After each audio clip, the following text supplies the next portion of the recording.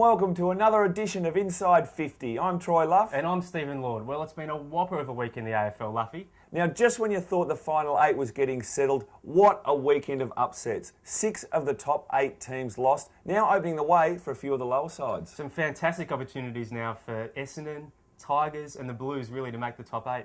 But the biggest movers of the week were the Kangaroos, who moved from 9th spot to 5th on the ladder. Chasing the Sydney Swans, who blew a golden opportunity to set themselves in the top 4. The biggest upset of the round, though, Carlton defeating the Western Bulldogs. After trailing by 37 points, they kicked the last 9 goals of the game. And for Vola, another 6 goals, and now only 2 goals behind Franklin in the Coleman medal. Absolute great game, led also by Chris Judd and veterans Nick Stevens. The big news off the field this week was the Tigers' shock sacking of Greg Miller, their director of football for the last 6 years. He must be really disappointed after the team he's helped build is starting to show some form. Well, here's the first casualty of what could be a whole review of the football department down at Richmond. They're after some fresh faces and a whole fresh start. Yeah, there must be a few nervous people down at Tigerland. In other news, Docker veteran Sean McManus has announced his retirement.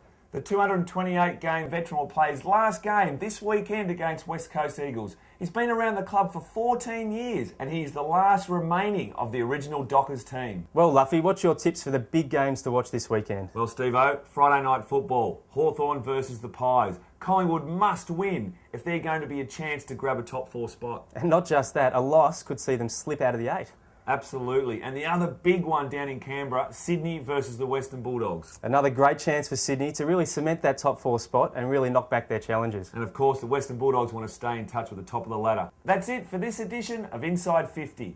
We look forward to you joining us next week for all the latest news and tips in the AFL. Plus, we reveal the lucky winner of our competition. See you then.